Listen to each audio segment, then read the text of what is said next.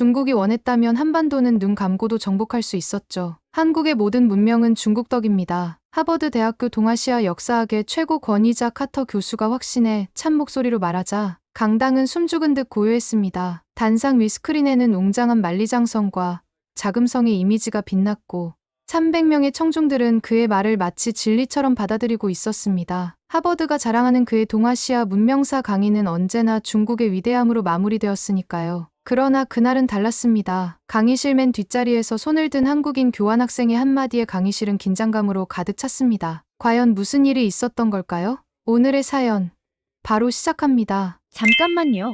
1초면 가능한 좋아요 버튼을 눌러주시면 영상 제작에 큰 힘이 됩니다. 저는 하버드 대학교에서 동아시아 역사를 가르치는 카터라고 합니다. 20년 넘게 이 자리에서 학생들을 가르쳐왔죠. 사실 처음부터 동아시아 역사에 관심이 있었던 건 아니었어요. 영국에서 태어나 옥스퍼드에서 서양사를 전공했으니까요. 제 인생의 전환점은 1990년대 초반 베이징 대학교로 교환교수를 갔을 때였습니다. 당시 저는 젊은 교수였고 단순히 1년 정도 중국을 경험해보고 싶다는 가벼운 마음이었죠. 하지만 그곳에서 만난 한 스승이 제 인생을 완전히 바꿔놓더군요. 장 교수님이었습니다. 당시 베이징 대학의 석학이었던 그분은 제게 중국 문명의 위대함을 하나하나 보여주셨어요. 만리장성에서부터 병마용, 자금성까지 그 웅장함에 완전히 매혹되었답니다. 특히 기억에 남는 건 스승님께서 하신 말씀이었죠. 서양인들은 동아시아를 잘 몰라요. 중국이 이 지역의 어머니 문명이란 걸 모르죠. 그 말이 제 가슴에 깊이 박혔습니다. 귀국 후 저는 전공을 동아시아사로 바꾸었고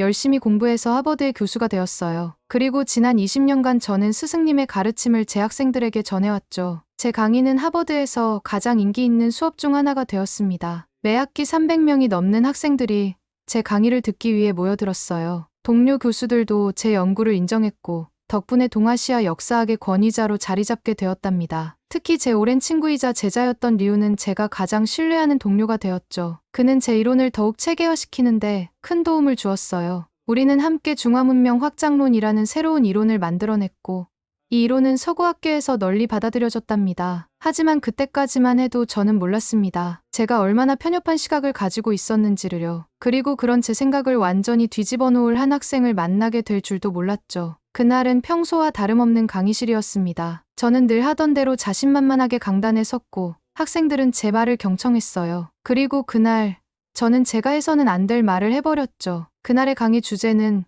고대 동아시아 문명의 전파였습니다. 늘 하던 대로 저는 중국 문명이 한반도에 미친 영향을 설명하고 있었죠. PPT에는 만리장성과 자금성의 웅장한 모습이 비춰졌고 저는 확신에 찬 목소리로 말을 이어갔어요. 중국이 원했다면 한반도는 눈 감고도 정복할 수 있었죠. 한국의 모든 문명은 중국의 은혜입니다. 그때였습니다. 강의실 맨 뒷자리에서 조용히 손이 하나 올라왔어요. 평소였다면 대부분의 학생들이 고개를 끄덕이며 필기를 했을 텐데 이상하게도 강의실이 조용해지더군요. 손을 든 학생은 한국에서 온 교환학생이었습니다. 박지수라고 했죠.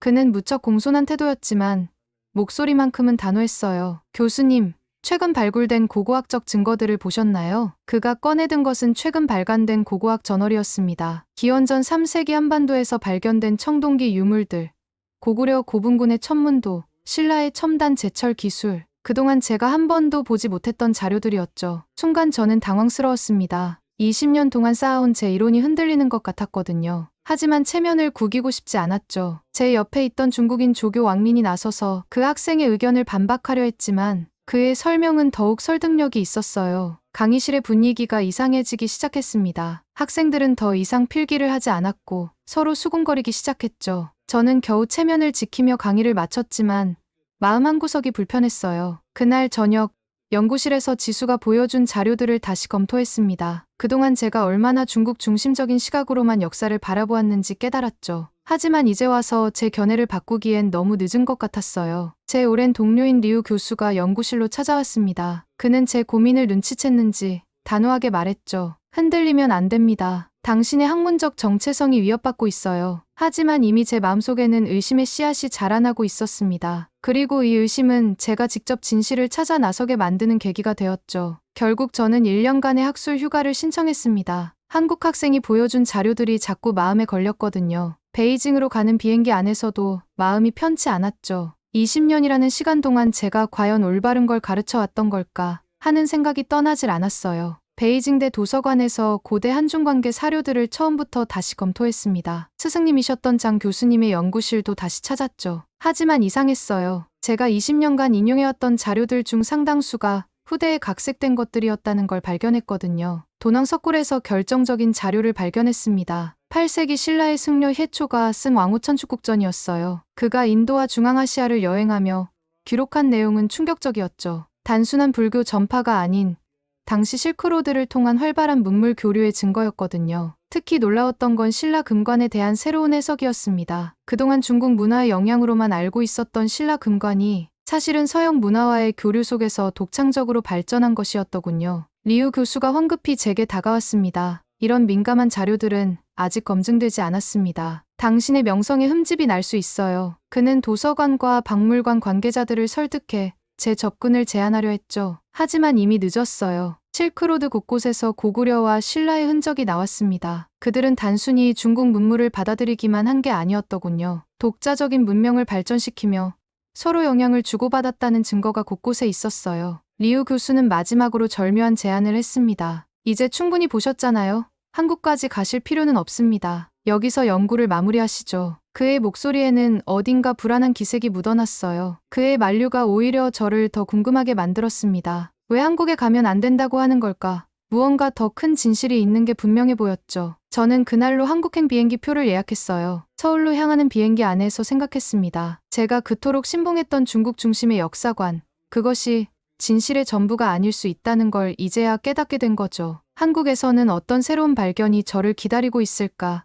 가슴이 자꾸 뛰더군요. 인천공항에 도착한 순간부터 놀라움의 연속이었습니다. 중국에서는 입국할 때부터 휴대폰과 노트북 검사를 받았고 SNS 앱들을 전부 삭제하라고 강요받았었죠. 와이파이도 대부분 차단되어 있었고 VPN 없이는 구글이나 유튜브는 꿈도 꿀 수 없었어요. 거리에서 사진을 찍다가 군사시설이 나온다는 이유로 경찰에게 제지당한 적도 있었죠. 하지만 인천공항은 달랐어요. 입국 심사가 너무나 빨랐고 공항 어디서나 무료 와이파이가 잡혔죠. 검열 같은 건 전혀 없었어요. 첫날 저녁, 갑자기 심한 복통이 찾아왔습니다. 중국에서 마지막으로 먹은 만두 때문이었던 것 같아요. 호텔 프론트에서 근처 병원을 추천해줬는데 그때 제 생각이 완전히 바뀌게 됐죠. 한국 병원에 도착하자마자 놀라움의 연속이었어요. AI 진단 시스템이 의사의 진료를 보조하고 환자들의 의료 기록이 디지털로 완벽하게 관리되고 있더군요. 중국의 병원에서는 새벽부터 줄을 서서 간신히 진료권을 받았는데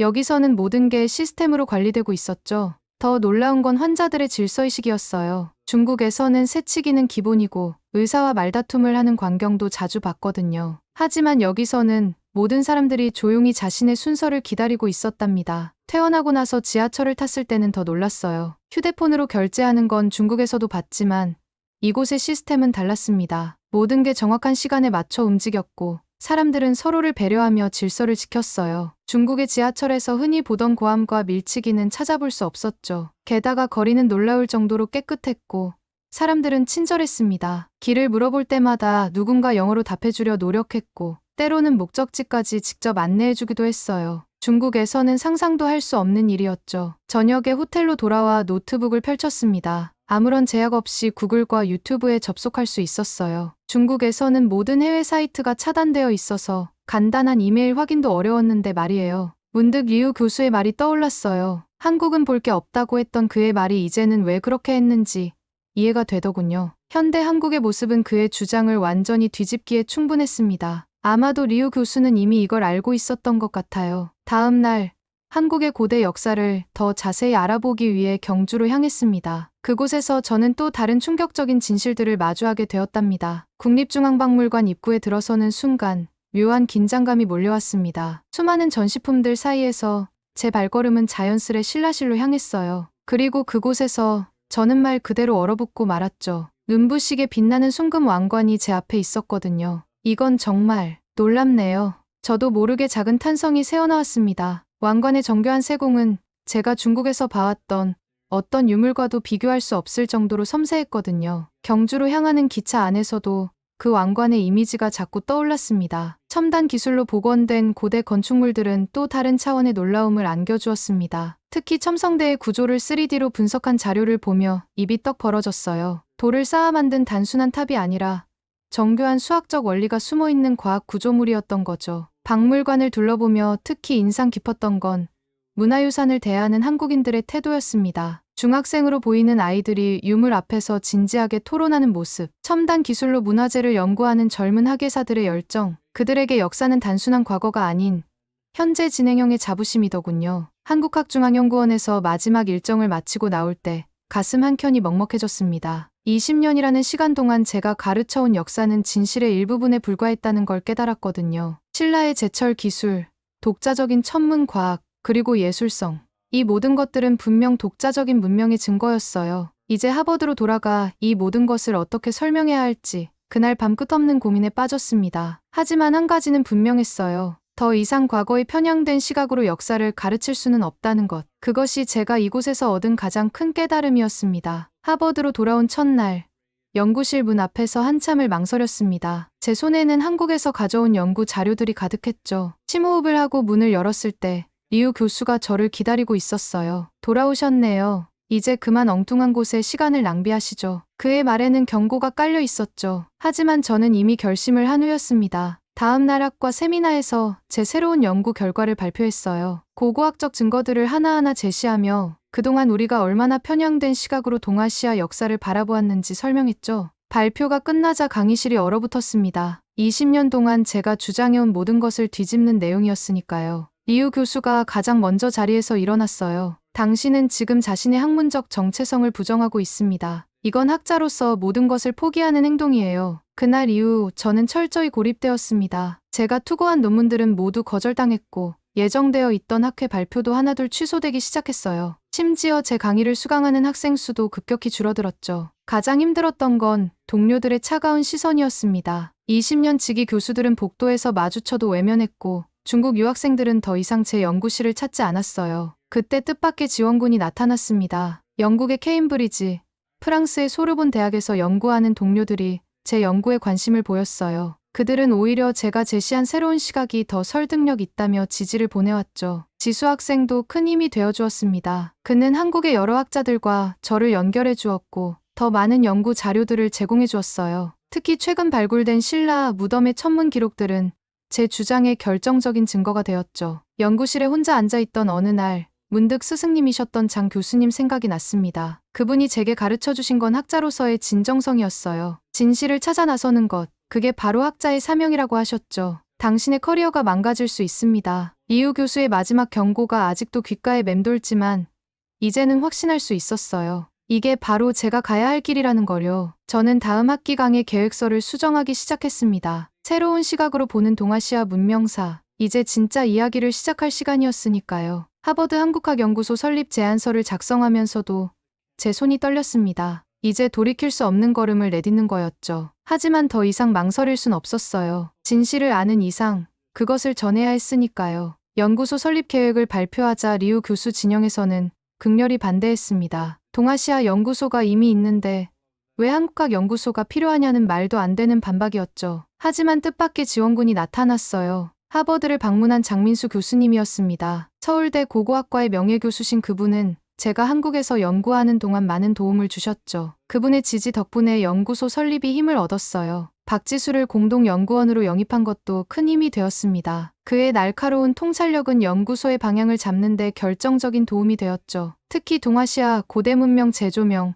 프로젝트는 많은 학자들의 관심을 끌었어요. 리우 교수는 끝까지 저를 방해했습니다. 서구 학자들의 편견에 현혹된 것이라며 비난했고 왕리는 중국으로 돌아가 저를 비난하는 논문을 발표했죠. 하지만 더 이상 그들의 말은 제게 상처가 되지 않았어요. 새학기 첫 강의 날, 제 강의실은 예상보다 더 많은 학생들로 가득 찼습니다. 특히 뒷자리에 앉은 왕린의 제자들이 눈에 띄었죠. 오늘은 여러분과 특별한 이야기를 나누고 싶습니다. 제 목소리가 떨렸어요. 20년 동안 이 자리에서 수없이 강의를 해왔지만 이날처럼 긴장된 적은 없었죠. 먼저 제가 한국에서 발견한 것들을 하나씩 설명했습니다. 첨성대에 숨겨진 수학적 원리, 신라 금관의 독창적인 제작 기술까지 학생들의 눈빛이 달라지기 시작했어요. 여러분, 제가 그동안 잘못 알고 있었습니다. 강의실이 쥐 죽은 듯 조용해졌어요. 고대 한국은 결코 변방의 작은 나라가 아니었어요. 그들은 독자적인 문명을 가진 위대한 나라였습니다. PPT 화면에 신라의 유물들이 하나씩 나타났습니다. 제가 직접 찍은 사진들이었죠. 특히 금관의 정교한 세공 기술을 설명할 때는 몇몇 학생들이 감탄사를 내뱉더군요. 잠시 숨을 고르고 학생들에게 물었습니다. 우리가 왜 이런 명백한 사실들을 그동안 보지 못했는지에 대해서요. 그리고 답했죠. 우리가 너무 오랫동안 하나의 관점, 중국 중심의 시각으로만 역사를 바라봐왔기 때문이라고요. 뒷자리에 중국인 학생들이 술렁이기 시작했습니다. 그중 한 명이 손을 들었어요. 교수님, 그렇다면 그동안 우리에게 가르치신 것들은 뭡니까? 순간 강의실이 얼어붙었습니다. 하지만 이번엔 제가 피하지 않았어요. 네, 일부는 잘못되었습니다. 제가 편향된 시각으로 역사를 바라본 것을 인정합니다. 하지만 그래서 더 값진 법이죠. 우리가 실수를 인정하고 바로잡을 용기가 있다면 그것이야말로 진정한 학문 아닐까요? 그때 앞줄에 앉아있던 학생이 박수를 치기 시작했습니다. 이어서 여기저기서 박수 소리가 터져 나왔어요. 물론 모두가 그렇지는 않았죠. 몇몇 학생들은 불편한 표정으로 자리를 떴습니다. 하지만 저는 계속해서 제가 발견한 진실들을 이야기했습니다. 고구려의 천문 기술, 백제의 건축 기술, 신라의 제철 기술까지 그동안 제가 보지 못했던 혹은 보지 않으려 했던 것들을 하나하나 설명했어요. 역사는 누군가의 일방적인 승리나 우월함을 증명하기 위한 도구가 아닙니다. 그것은 다양한 문명들의 교류와 발전을 보여주는 이야기여야 해요. 강의가 끝나갈 무렵 한 학생이 질문했습니다. 그렇다면 교수님, 앞으로 우리는 어떻게 역사를 바라봐야 할까요? 잠시 생각하다 답했습니다. 편견 없이, 그리고 열린 마음으로요. 우리가 알고 있다고 생각한 것들도 언제든 새로운 사실 앞에서 바뀔 수 있다는 걸 인정하면서요. 강의실을 나서는 학생들의 표정이 달라져 있었습니다. 물론 모두가 제 말을 받아들인 건 아니었겠죠. 하지만 적어도 그들은 새로운 시각으로 역사를 바라볼 준비가 되어 있어 보였어요. 집으로 돌아가는 길에 불안한 마음이 들었습니다. 강의실을 나가던 중국 유학생들이 모여 서서 뭔가를 심각하게 논의하는 모습이 자꾸 눈에 걸렸거든요. 그들의 날카로운 시선과 귓속말이 심상치 않아 보였죠. 연구실에서 다음 강의 자료를 준비하면서도 마음이 편치 않았습니다. 왕린의 제자들이 분명 뭔가를 계획하고 있다는 느낌이 강하게 들었죠. 다음 강의 시간, 결국 예상했던 일이 벌어졌습니다. 왕린의 제자들로 보이는 중국인 학생들이 조직적으로 반발하기 시작했어요. 수업 중간중간 자리에서 일어나 항의를 하고 고성이 오가는 상황까지 벌어졌죠. 교수님의 주장은 근거가 없습니다. 이건 학문적 배신이에요. 그들의 항의는 점점 더 거세졌습니다. 강의실은 순식간에 아수라장이 되었어요. 결국 그날의 강의는 중단될 수밖에 없었죠. 중국인 학생들 대부분이 수강 취소를 하겠다며 자리를 박차고 나갔습니다. 하지만 뜻밖의 일이 벌어졌어요. 이 사건의 소문이 하버드 전체로 퍼지면서 오히려 다른 과 학생들의 관심이 폭발적으로 늘어난 겁니다. 특히 고고학과와 인류학과 학생들이 대거 수강 신청을 했죠. 교수님의 새로운 시각이 정말 흥미롭습니다. 저희도 배우고 싶어요. 강의실은 다시 학생들로 가득 찼고 이번에는 더욱 진지한 눈빛으로 제 이야기를 경청하는 학생들이었습니다. 그들은 질문도 많았고 때로는 치열한 토론도 이어졌죠. 마침내 하버드 학술위원회가 제 연구의 가치를 공식적으로 인정했다는 소식이 전해졌습니다. 리우 교수의 마지막 방해 시도도 실패로 돌아갔어요. 학기 마지막 강의 날, 저는 떨리는 마음으로 강단에 섰습니다. 강의실은 새로운 진실을 찾아 나서는 열정 가득한 젊은이들로 가득했죠. 진실은 결국 드러나게 되어 있습니다. 그것이 아무리 오랜 시간이 걸리더라도 우리가 눈을 감지 않는다면 반드시 빛을 보게 되죠. 앞으로도 저는 이 자리에서 오직 진실만을 이야기하겠습니다. 그것이 제가 교수로서 또 한 사람의 학자로서 할 수 있는 최선의 도리라고 생각합니다. 강의실에 우레와 같은 박수 소리가 울려 퍼졌습니다. 그 순간 저는 깨달았어요. 이제야 비로소 제가 가르쳐야 할 진짜 역사를 찾았다는 것을요. 하버드에서 첫 강의를 할 때마다 학생들에게 이런 이야기를 합니다. 진정한 역사는 승자의 기록이 아니라 시간이 증명하는 것이라고요. 한국을 보면 그걸 알 수 있죠. 청동기 시대의 정교한 천문 기술부터 신라의 첨단 제철 기술까지 그들이 가진 우수한 과학 기술과 창의성은 지금도 이어지고 있답니다. 전쟁의 폐허 속에서 세계 최빈국이었던 나라가 이제는 세계를 놀라게 하고 있어요. 최첨단 반도체와 배터리 기술, 한국 문화의 세계적인 영향력까지. 이건 결코 우연이 아니었죠. 고대부터 이어져 온 그들의 창의성과 도전 정신이 만든 필연적인 결과였던 거예요. 그래서 저는 자신 있게 말할 수 있습니다. 역사는 진실을 품고 있는 시간의 강이라고요. 그리고 한국은 그 강을 따라 흐르며 자신들만의 독창적인 길을 개척해왔다고요. 이것이야말로 제가 20년 동안 찾아온 진정한 역사의 모습이었습니다. 오늘 사연 잘 들으셨나요? 하버드의 명성 높은 교수가 한국에서 발견한 진실 앞에서 자신의 편견을 인정하는 것이 쉬운 일이 아니었을 텐데요. 그의 용기 있는 선택이 동아시아 역사를 바라보는 서구학계의 시선을 조금씩 바꾸고 있다고 하니 뿌듯해집니다. 오늘 사연에 대한 여러분의 생각을 댓글로 남겨주세요. 감동뭉클에서는 여러분의 소중한 마음을 모아 사연 주인공들에게 전해드리고 있습니다. 여러분 주변에 감동적이거나 재미있는 실제 사연들을 제보받고 있으니 언제든 저희 공식 메일로 제보해주세요. 오늘 들려드린 사연에 공감하셨다면 구독과 좋아요 눌러주시고 주변 분들과도 공유해주세요. 여러분의 작은 관심과 응원이 더욱 좋은 콘텐츠를 만드는 데 큰 힘이 됩니다. 오늘도 여러분의 하루의 작은 즐거움이라도 되었기를 바라며 지금까지 감동뭉클이었습니다. 끝까지 시청해주셔서 감사합니다. 다음에 더 감동적인 사연으로 찾아뵙겠습니다.